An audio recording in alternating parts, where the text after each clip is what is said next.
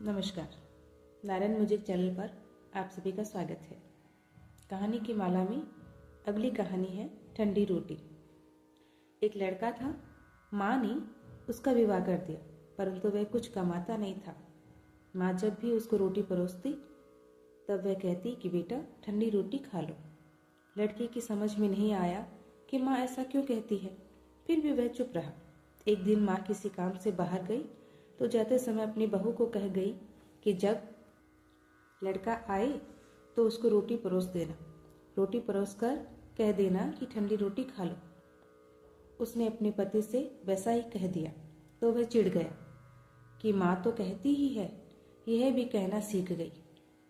वह अपनी स्त्री से बोला कि बता रोटी ठंडी कैसे हुई? रोटी भी गर्म है, दाल साग भी गर्म है, फिर तू ठंडी रोटी कैसे कहती है?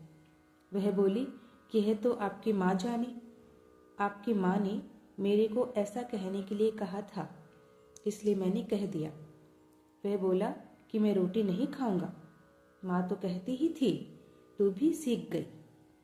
माँ घर आई तो उसने बहू से पूछा कि क्या लड़के ने भोजन कर लिया? वह बोली कि उन्होंने तो भोजन किया ही नहीं, उल्टा नाराज हो गए।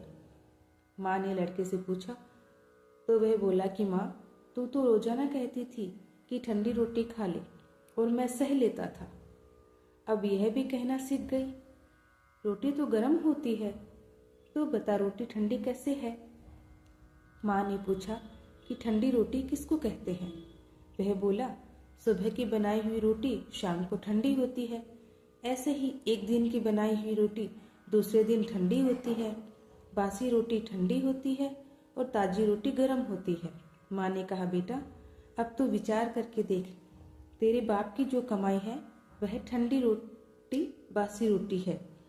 गरम ताजी रोटी तो तब होगी जब तू खुद कमा कर लाएगा। लड़का समझ गया और माँ से बोला कि अब मैं खुद कमाऊंगा और गरम रोटी खाऊंगा। इस कहानी से यह शिक्षा मिलती है कि विवाह होने के बाद ठंडी रोटी नहीं खानी चाहिए, अपनी कमाई की रोटी खानी चाहिए। जब भगवान राम वनवास में गए तब रावण सीता जी को ले गया। किसी भी रामायण में यह सुनने में नहीं आया कि राम जी ने भरत को समाचार दिया हो कि रावण मेरी स्त्री को ले गया है, तुम मेरी सहायता करो।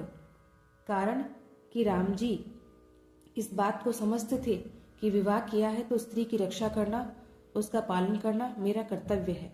उन्होंने अपनी भुजाओं के बल से पहले सुग्रीव की सहायता की, पीछे उससे सहायता ली। सुग्रीव को राज्य, कोष, पुर और नारी ये 4 चीजें दिलाकर अपनी एक स्त्री के लिए सहायता ली। इसलिए विवाह तभी करना चाहिए जब स्त्री का और बच्चों का पालन पोषण करने की ताकत हो।